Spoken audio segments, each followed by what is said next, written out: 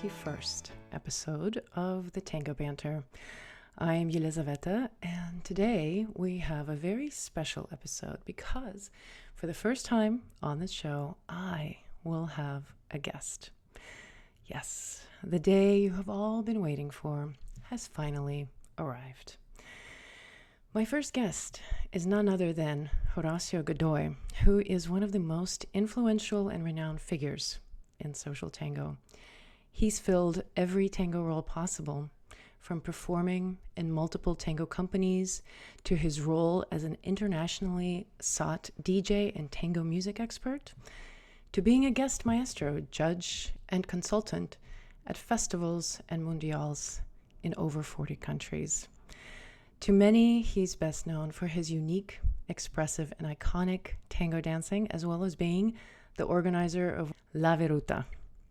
Today marks 31 years since Horacio began DJing tango, and in this episode, we banter about how he started, what he loves so much about tango, and his many artistic projects that serve to illuminate the musical history of this dance. To experience his charismatic energy more fully, I invite you to join us for a special seminar with Horacio called Understanding the Essential Layers of Tango Music on Saturday, July 9th from 12 to 1:30 p.m. Pacific Time. This is an online seminar, and to learn more and to register, you can visit imsotango.com. The link is posted in the show notes underneath this episode. Please note that early bird discount for this seminar ends this Saturday on July 2nd. And now, here is my first guest at the Tango Banter, Horacio Godoy. So you just came back from a lot of traveling, I understand. I saw lots of pictures on Facebook. Where were you? Well, I was in Europe, Germany, France, Italy, even in Turkey, UK. And it was really good. I mean, tango starting again to be on the highway. It was very hard. I mean, it was. I think we were one of the worst in the war. I mean, in the tango war, during the pandemic, because it was impossible to work what we want to do or our you know and now starting again, but of course everything is changing. Some places closed where they made it tango. Some restaurants closed because they couldn't support that. All of them have to pay for the rent and for taxes and everything. So in Europe also, people it's like restarting again. Like it's like almost a new tango war in the whole war. Wow. I'm so glad you're saying that right at the beginning, because that's kind of how I feel, that we just had to push this restart button on tango. And I'm curious what your observations have been, how tango is different now versus pre-pandemic. Can you list a few things What that are what different? one of the main points, it's the time. Normally people in Germany, in Argentina, in some countries, people to the milongas at 1 a.m., 12, 2 a.m. And now, after pandemic, people at 2 a.m. it's absolutely sleepy. They want to go, they want to go home. And it was the same in Germany, in Berlin. It was like, what? At 3 a.m. was nobody into the milonga. And like before pandemic, at 3 a.m. it was the main part of the party. And I think it's not too hard here in Argentina, but anyway, the time changed. We used to close La Viruta at 5:30, 6 a.m. on Fridays. And now we are closing 4:30, 15 past 4. And now the time is different. Of course, we have new people. We lost some soldiers, tango soldiers, during the pandemic. I mean, people who continue with another things and not anymore with tango. and we lost a lot of places, venues, I you see. know. So what are the venues still going? I've had the experience in your Malanga, of course, many times. What other big Malangas are open still? Well, in Argentina, it's almost the same. All of the Okay. biggest milongas are well still, running well. But in the world, I saw that everybody in London, in Berlin, in Istanbul, all of the traditional milongas almost disappear, and there are new, very, I mean, so many places, but really small. Tango schools, salsa or something schools. So during the night, they just open, they put some chairs, and it's a milonga. But it's not the venue. It's not the real venue to make milonga. Anyway, is what they have. So is or or studios or nothing. So this is what are they doing right now in Europe?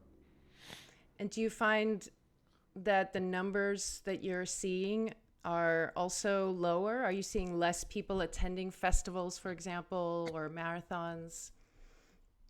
Yeah, I think so. I mean, it's well. I had a good experience, but anyway, I think what I saw. It's like something like 20% or 30% less. But people told me that it's normally it's worst. It's around 50% or 60 or 70% less than before. So I think it's also because of the war, between Russia and Ukraine, and I think people it's really worried. There is a lot of inflation in the war, so 1 liter of gasoline in Berlin right now is 2 euros, and before the war it was 120.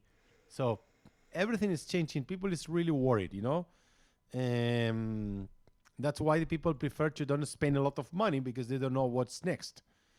So they are really careful at home, trying to keep the money at home and to say, okay, money for food, money to pay the rent, money for, for just to live, but something to enjoy this life. I mean, tangos, cinemas, theaters. People are really worried. They're trying to keep the money just to be safe. Yeah, that seems to be across the board. The sentiment that I'm hearing here, I'm mostly active on the West Coast of the United States, and that's kind of what we're observing as well. Now, you are running La Viruta, and how long have you been running this Malanga now? When did you start it? I think we started like 25 years ago, 26. I don't have exactly the numbers. I'm really bad for this. But we are in the same place like for the 23 years in the same And venue. So this is really weird, because nowadays, yeah, how did you no manage nobody that? could support. I mean, that's an organizer's dream to be able to have a space for that long. Yeah, we are really happy. But one of the things to to have another works, in order to don't depend 100%, economical way of La Viruta. So my support is not only La Viruta. So if the business is not running well, I don't care because I have another jobs. My wife's another job, so we have no problem about this. I mean, See, so we could we could enjoy La Viruta without pressure. So if we don't get money, okay, of course, it's not comfortable, it's not so nice, but anyway, we could not say, okay, let's close the doors and let's do something different because it's more passion, it's more something between the art and something what you really love in your life. So that's why years some years ago, like 20 years ago, I said, okay, maybe the business of milongas will be not so good in the future. So I need to put not all of my cars here. So I need to put another cars in another business in order to continue with La Viruta and to really enjoy the place more than the business. I see. That was a very smart foresight on your part. And are you there pretty much every night?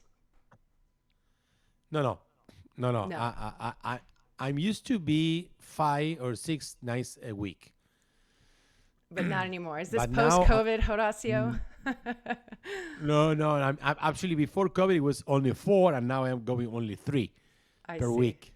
But I'm used to be normally more than 12 hours. So when I go normally at 6 a.m., 6 p.m., and I leave at 6 a.m. That is normally.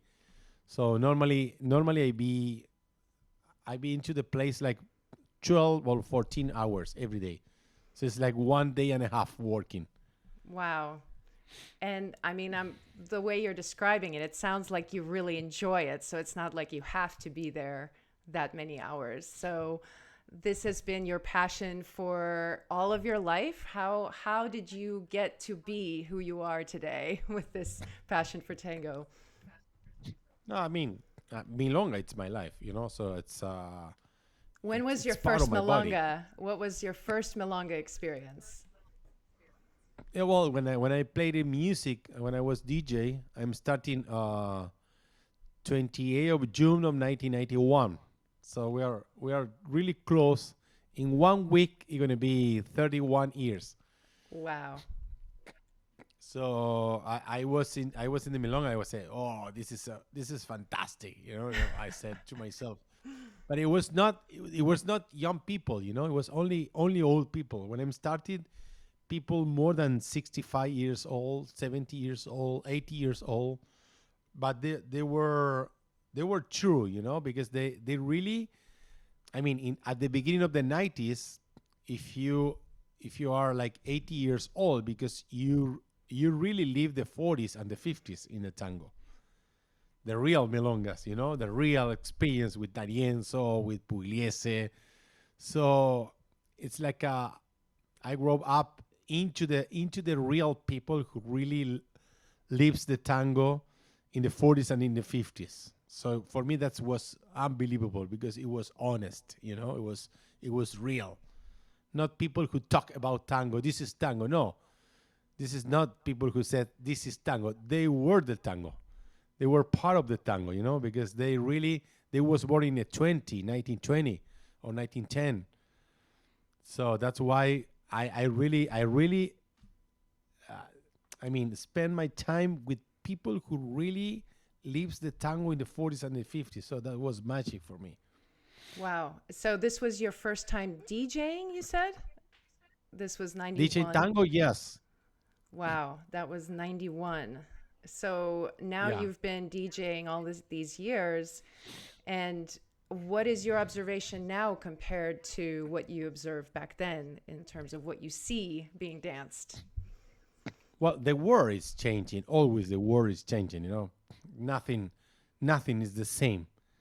You know, um, maybe politicals only.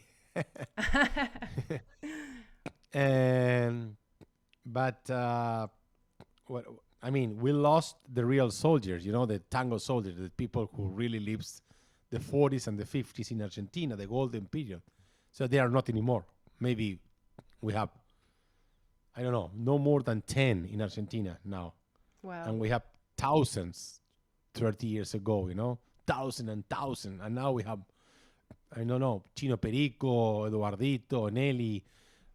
We could say the names, and after before you finish your hand, it's already that what we really have right now nowadays. Um, but the new people, I really respect the new people because there are a lot of people who respect the tango, who put the tango in the place where it has to be. I mean, art, not only business and not only ego. So it's part of the arts to respect the orchestras. Who was D'Arienzo? Who was uh, Troilo?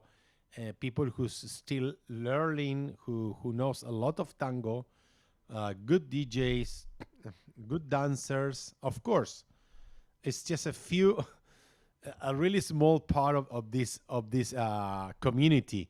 But anyway, the other part of the community, I waiting for them because they're going to be much better in the future. And how old were you when you started dancing tango? 1991, I was 5 years old because now Wow. I'm no more than 40. Is that true now? Wow. But let me clarify something, because are you saying that you started dancing and DJing at the same time? Were you No, no, already no. okay? DJing, You DJing. started DJing first and Yeah, then you started dancing. How does that yeah, happen? Because I don't think that happens nowadays. I've never met a dancer who said they DJ'd first and then started dancing. yeah. But the problem was when I started, I was really really happy. But people, in Argentina, it's fanatic. It's not about art.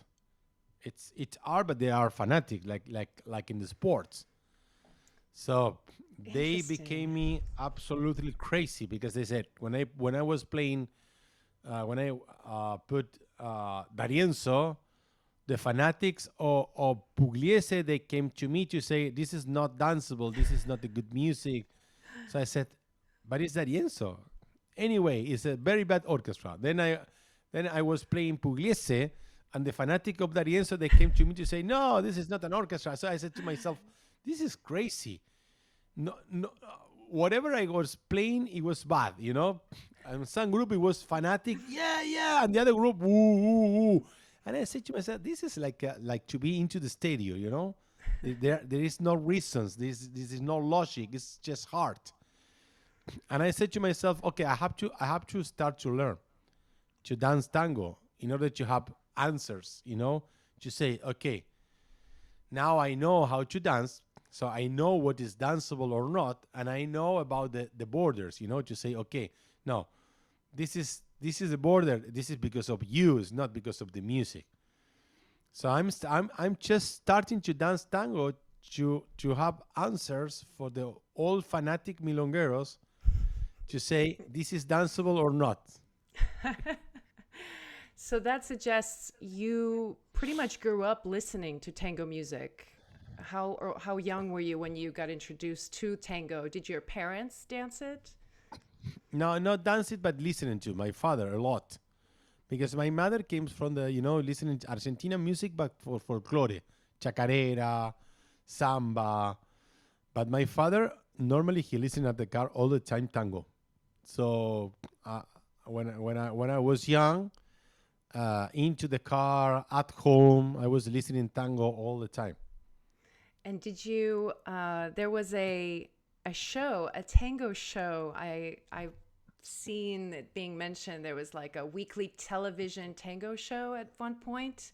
Did you watch that growing up? You mean the old television tango program that was in Argentina years ago? Yeah, yeah. I've heard some people saying that they grew up watching that when they were young. Did Yeah, you? Did you watch? grandes valores del tango. That was the Yes. name of the program. Yeah, of course. Every time that I came to my grandmother, she was, it was like a religion, to play, to turn on the TV when the grandes valores de tango, the big problem in tango, the biggest program in tango was always in the weekend. Actually, I was there into the program, sitting in one of the No tables way. when I was. Yeah, because my father was fanatic of tango. So when I was like 5 or 7 years old, I was sitting one of the programs. One of the people into the studio was me. Wow. And so, did you have any dancers that you really admired at that point that influenced your dance once you started dancing? Did you admire any of them?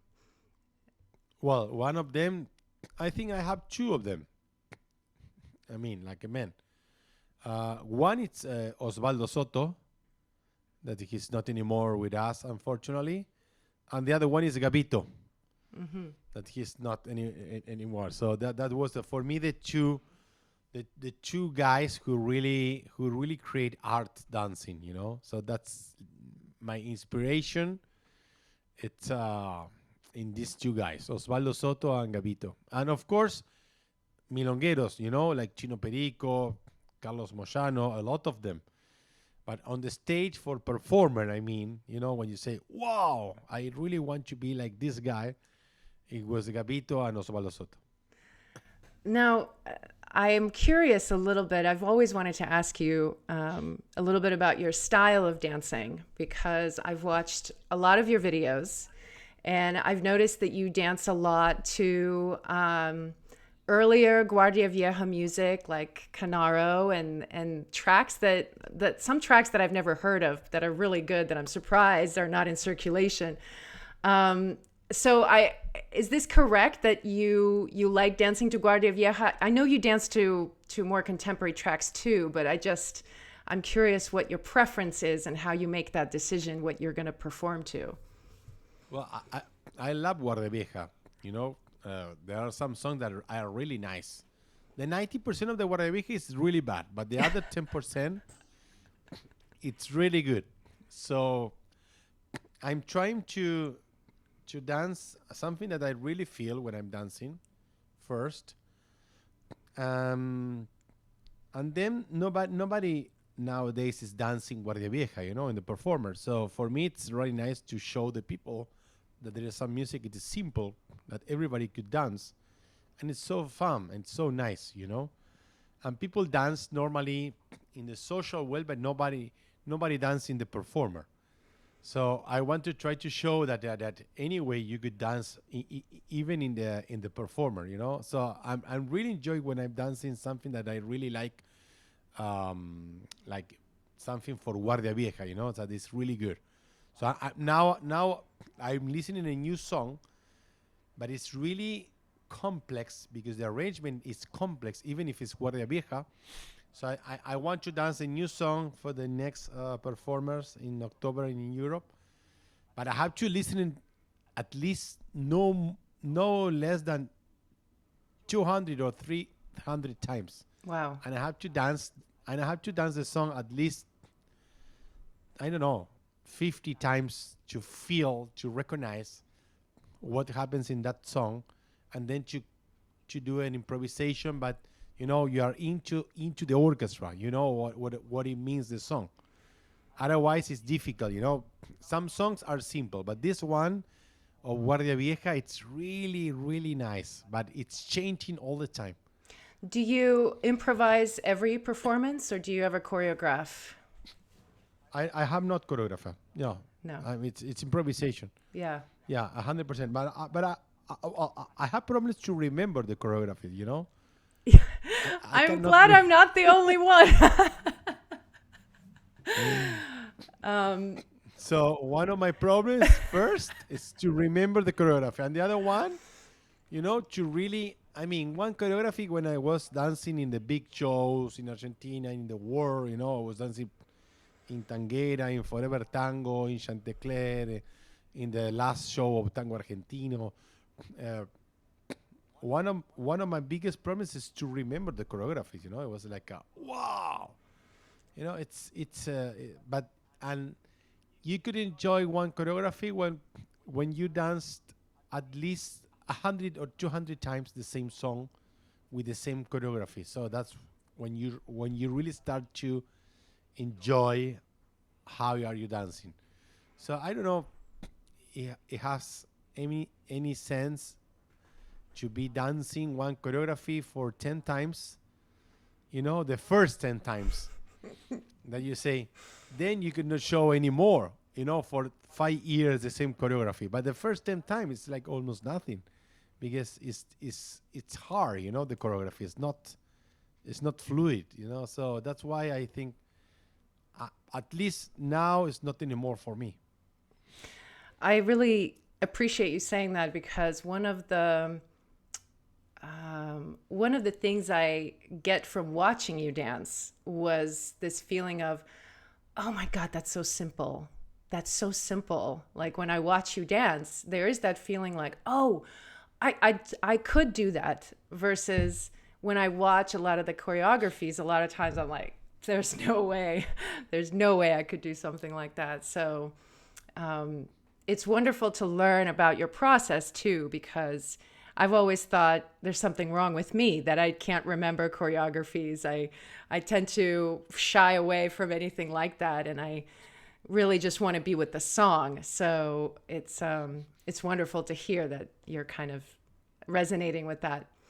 I wanted to talk a little bit before we finish about your music project that you started during COVID, because it's such a tremendous innovation to bring back this idea that tango music is something that's changing and evolving, and we have new music coming in. So would you talk a little bit about how it even started?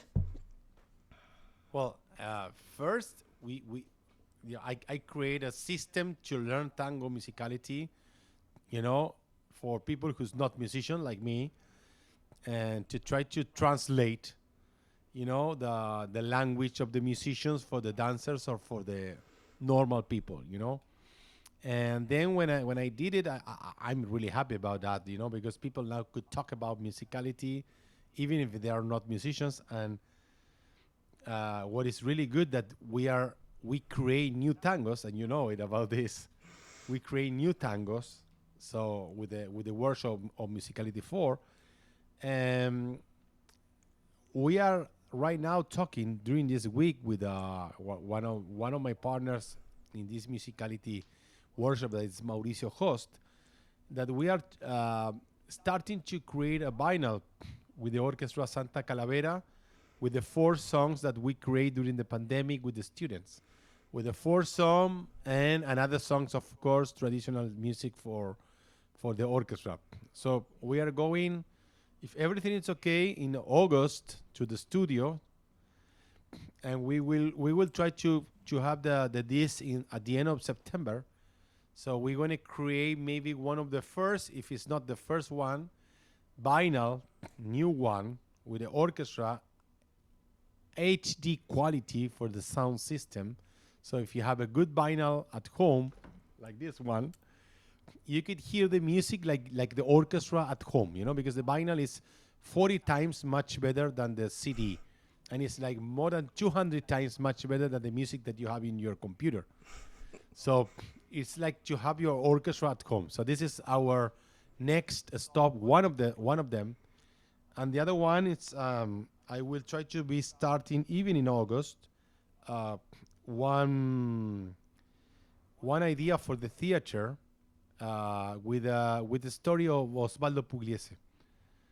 So I'm trying to create 3 stories. One is Pugliese, the other one is D'Arienzo, the other one is Troilo.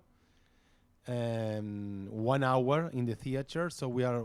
I'm talking with the director. I'm talking with an actors.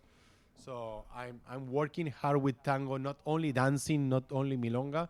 So I have some project in my mind that I want to really put in my hands, and I want to do something more, something more artistic, not only to go to the dance floor and dance. And I need something more always in my life. And this is going to be a dancing tango show, or more like an orchestra performance, or both? No, the show, it's about the Pugliese story. It's more theater Gotcha. than dancing, and there's not orchestra. There's only one musician, and it's the story of Pugliese with part of his story recordings. But I mean, I'm taking this really seriously. I need the director. I need some people who knows about how, I don't know in English how to say to, the lights on the stage, the sound system. And I mean, Yeah. I want to work with a team, with a professional team. It's not okay. I want to make something. I go to the theater and it's just improvisation for 1 hour. No, I want to have a real I don't know how to say project, with professionals around me, working all together in order to really respect, what are we doing with Pugliese, with Troilo, and with D'Arienzo. But the first one is Pugliese, because I have almost already in my mind what I really wanted to do with Pugliese. And so if we are lucky, maybe next year you're going to be ready. That's amazing. Now, this current project that you said you started it during COVID, right? This project of recording original tracks. Is that something that you just came up with one morning, or had you been planning on doing this for a while? How did that come about? Well, first it coming from the student, because they really could do it something really good. They really create good music. And then I was thinking, okay, but this is so bad, in the music in the computer, you cannot feel like an orchestra. I mean, every Friday we have orchestras alive at La Viruta. So I could really hear the sound of the orchestra, the power of the orchestra. It's not the same that you could hear in your computer, even with good speakers. It's another quality. So it's like a new television with the old televisions. The same with the sound. And I said to myself, okay, but this is not enough, because now we have an amazing tango, we have an amazing orchestra, but very bad quality. So I said to myself, no, let's do this. Let's start it to do it something different. Let's start it to do something in vinyl, in the high quality. So there are a lot of people now in the world that they really love the vinyls. So, and they really have the machines, to play that is. So Yes. this is one of my feelings, to play music at home and to say, look, this is really nice. Yes, I've recently just learned about the magic of vinyl myself, and finally played this vinyl record that I've had for a long time on a record player. And I played it for my students during a practica. And I and I, Nice. I played one song that was just on Spotify, and then the same song on vinyl, and kind of had them experience it. And they were like, majestic, I think was the word that was used. Yeah, So yeah, yeah. yeah, it's such a beautiful project. Um, so the project that you're doing right now, um, you've been teaching people musicality online. And for those listeners who don't know, you put your students through 4 levels of musicality. And in that fourth level, people who are not musicians end up helping compose original tango songs. And then you have the orchestra basically translated into an actual song. Now, you talked about that you were going to actually have it performed live. Has that happened? Have you performed the tanda live, and what was the reaction? Well, I was playing these songs, in the war, even in La Viruta, and the people is really happy. And it's so nice because people try to use Jazam to know the name of the song, and they have to come to me to say, what is this? Well, it's still not in Jazam, it's still nowhere. So when we create a vinyl, you're gonna be on the war. So the people is really happy, because it's absolutely danceable. The people is dancing a lot. The 4 songs that we created, the orchestra it's happy. They play the songs, the 4 songs, in the performer. So there was not just, okay, we have to do this like a work, and then let's continue the traditional songs. No, uh, when they play at the milongas, 2 or 3 of the songs normally are what we create with the group. So this is unbelievable. Wow. And there is another guy who listen to the song who say, we have to put the lyrics. So one guy already put the lyrics for one of the songs. Oh, wow. So it's magic. What happens Amazing. is magic. And when the vinyl will be ready, I am thinking about to create a presentation in Europe first, and maybe in 2 years or 3 years in United States. So I want to present the vinyl and the whole story with a photo for all of the students who were working in the I'll be in on there. musicality 4. Yay. You said something in class one time that really sparked my imagination. And you said that as dancers, we are about 15 years behind the music. And you were talking about how we are just now learning how to dance to some of the music that was recorded, a few decades ago. And I'm curious what do you think about the tanda that you've just created? Do you think it will take that long for us to be able to interpret the music, or is it instant gratification? Can we just figure it out now? No. What I mean is that when the music is changing something like for example, Fresedo in the 20s, Julio De Caro in 1924, D'Arienzo in 1935, Troilo in 1942, Piazzolla and Francini Pontier and Pugliese in 1947, Horacio Salgani in 1950, Piazzolla in 1951, 1952. So all of the biggest change in the tango story, we need at least 15 years to really understand what it means, In this case, it's traditional music. So I see. we don't need to waste 15 years to really understand. Okay, good news. We are not changing anything, It's and this is one of the ideas, to don't try to be the more smart people in the world. We try to do something simple. Music for the dancers, the Yeah. the dancers who are not professional dancers and not musicians, but who appreciate that. Yeah. In Argentina, it's normal for some people who say music for the people or music for musicians. So it's a normal rule, It says, okay, no, but this guy play for musicians, not for the people. And this guy play for the people. He's not, trying to say, oh, what are you going to say to me if I play something so square, so simple? But life is simple. And sometimes the life is square, and it's life. It's everything, and it's also simple. For the musician, in that 3 minutes, they try to change the world. They try to be the more smart, the more, intelligent, the more. And they say, it's 3 minutes. Come on, you have to tell me a story. You have to, get to the point. You have to be like, yeah, you have to be like a movie. Not like smart, Try to give me sensation. Try to give me something. Try to put something in my chest. Wow. Well, Horacio, thank you so much for spending a little bit of time with me, bantering on my podcast.